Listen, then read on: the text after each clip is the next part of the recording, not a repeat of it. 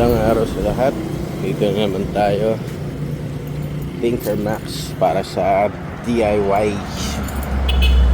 Ngayon, ang gagawin natin itong Ranger. Dahil yung ginamit namin to kahapon, papagupit kami ng mga kids ay taran! Binabato ng anak ko yung bintana at sinagad niya at hindi na bumukas. Hindi na tumaas.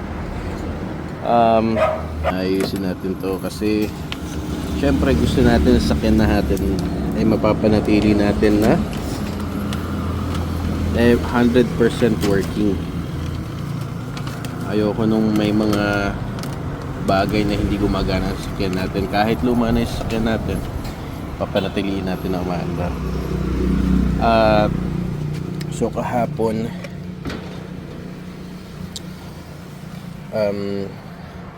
dahil wala akong dalang tools nung pumunta kami ng barbershop, pinilit ko siyang itaas baba, taas baba, taas baba, baka sakaling tumaas. At sa kakaganon ko uminit yung ating kinapa ko yan kahapon. Ang init niya, kaya ngayon babakasin natin yan, lilinisin natin yung loob. Hopefully lumakas ulit yung pagtulak niya ng bintana paraas at gumana siya. If hindi natin magawa yun, or kung hindi maging successful yun, bibili tayo ng bagong power window motor. Sige. So kailangan natin ng G's na socket para matanggal yan. Tara, ito tayong tools.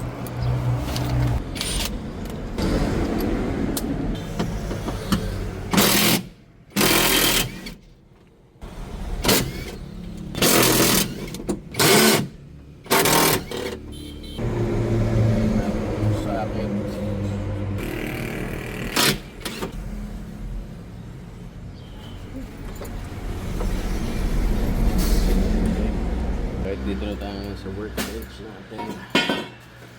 And para malinis natin yung loob nito, bubuksan natin to.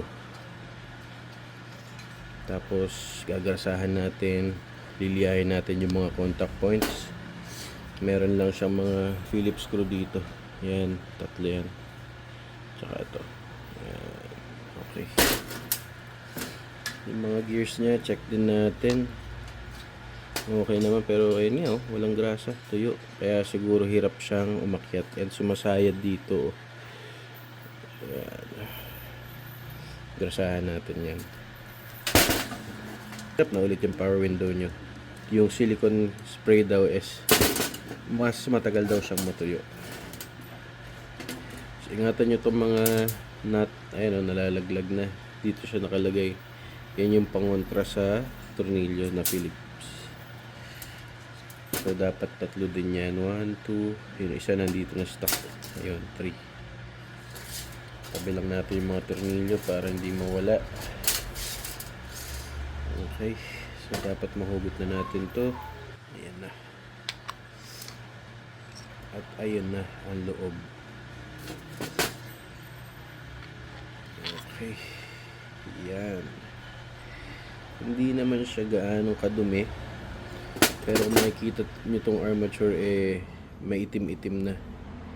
So yan ang lilinisin natin. Kasi yan ang kumukontak dito sa brush. And check din natin yung brush. Mukhang okay pa. Makapal-kapal pa.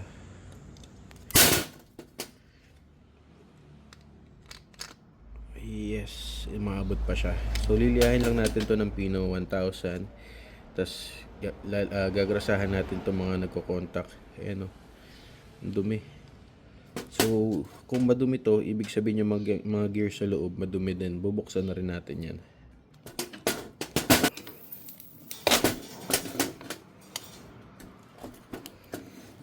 Diba? Ganun lang kadali buksan. Ayan. Ano na yan nangyari dyan? So first time ko lang din makapagbukas na to. May sear clip. Sikwatin lang natin yung sear clip at bantayan natin kasi lumilipad to pagka sinisikwat.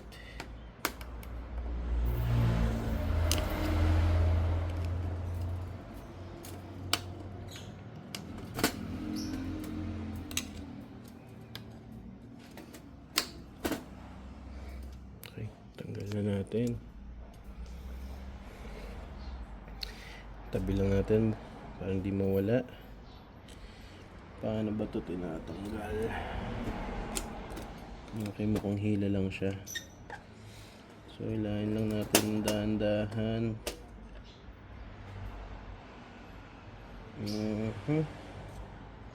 Ayun na nga. Putik na siya sa loob. Diba? Wala nang grasa. Napakakapal ng putik. Ayan. Linisin natin yan.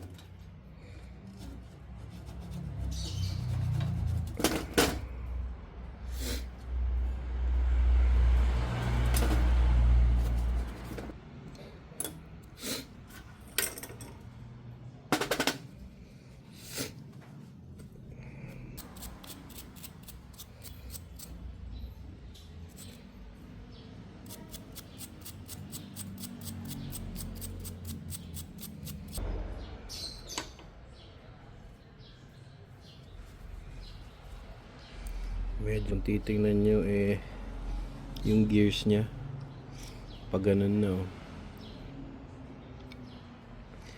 So kailangan maalagaan natin to ng grasa para tumagal kahit papaano.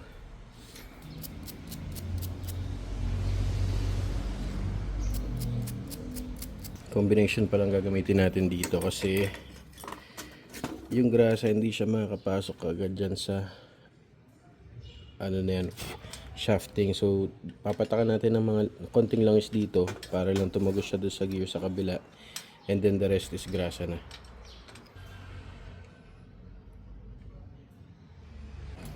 Yan, gumagaan na siya ikutin ngayon dahil doon sa langis.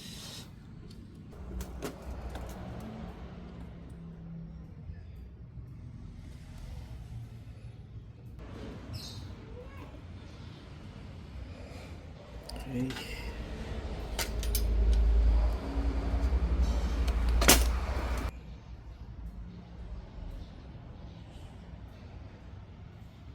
Konti dito, konti dun.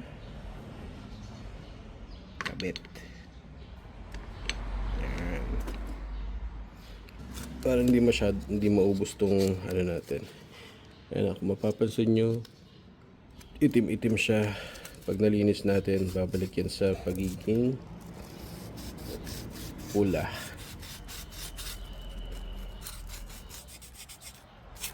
O, ayan. Di ba? Kung maabot nyo yung brush, maganda malihan nyo din yung carbon brush nyo.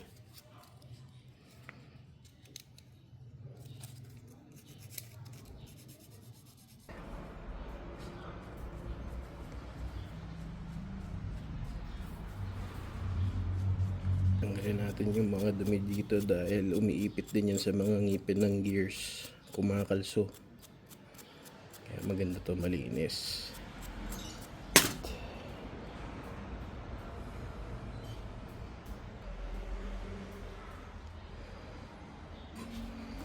Sarado na natin.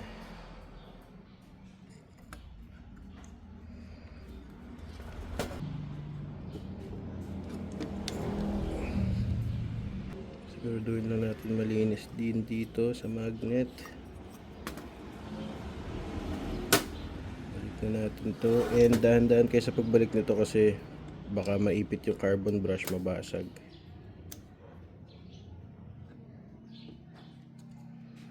So ginagawa ko dito, tinutulak ko lang ng maliit na flat screw kasi abot naman siya.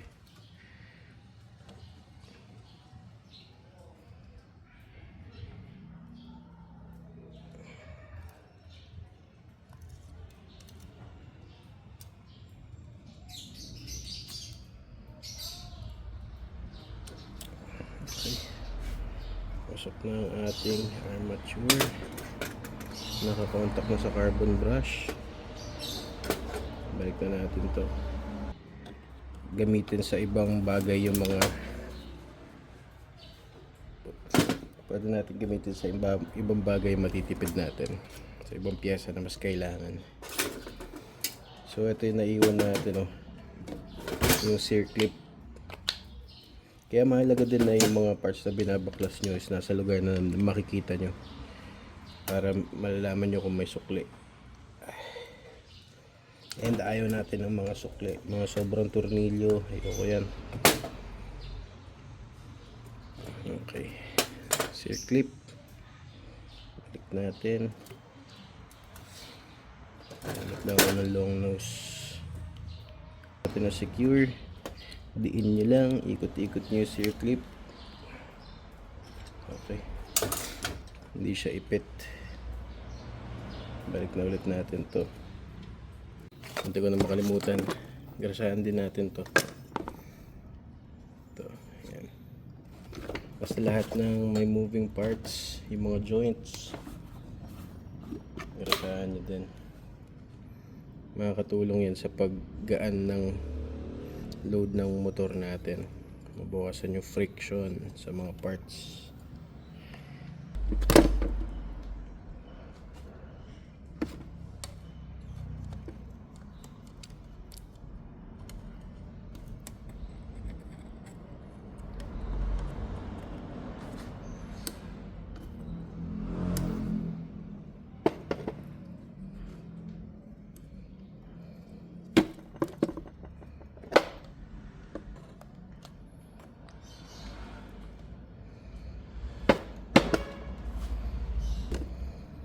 Okay, kabit.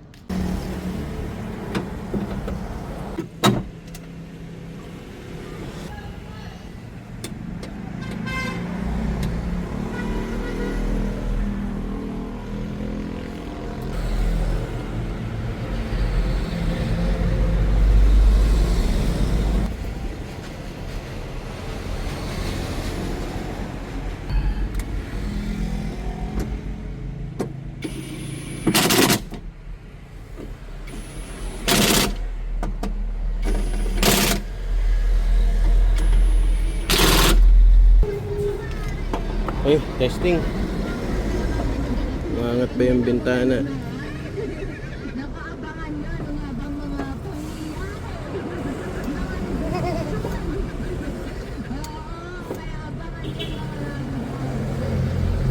Medyo. pala kay Kuya Jaros. Nakikinig pa lang fresh na kayo. Gagamitin natin. Tire block. Hanapin niyo po dyan sa...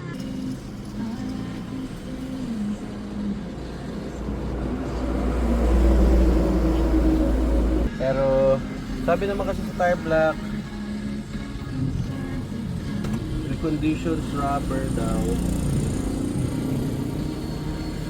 Reconditions rubber. Eh bakit din, di ba?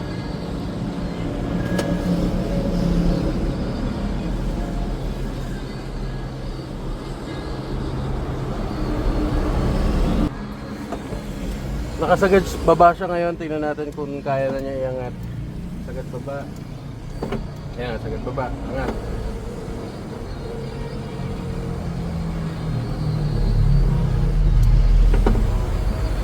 Isa pa ulit, baka tsamba lang eh.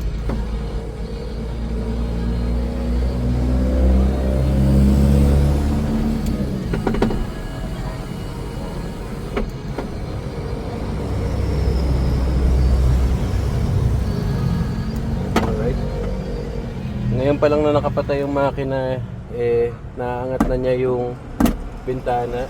Alam naman natin na mas malakas yung power ng battery pagka nakastart yung makina dahil tumutulong yung alternator. So, try nga natin.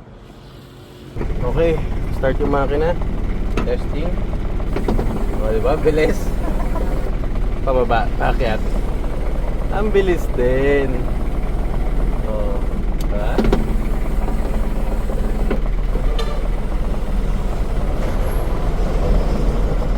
Alright. Okay. So, libo-libo na naman yung natipid natin. Kaka DIY. Balik na natin tong cover. Itong plastic na to is napaka-importante. Huwag nyo itatapon. Huwag nyo sisirain. Lagi nyo ibabalik. Dahil ito ang nagpa-preserve ng ating sidings.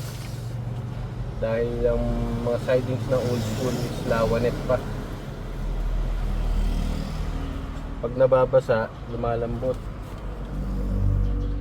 At pumapangit yung sidings natin kasi lumalawlaw. Ulit.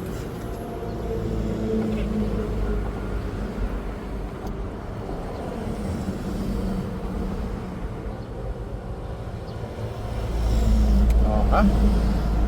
Oha. Isa pala.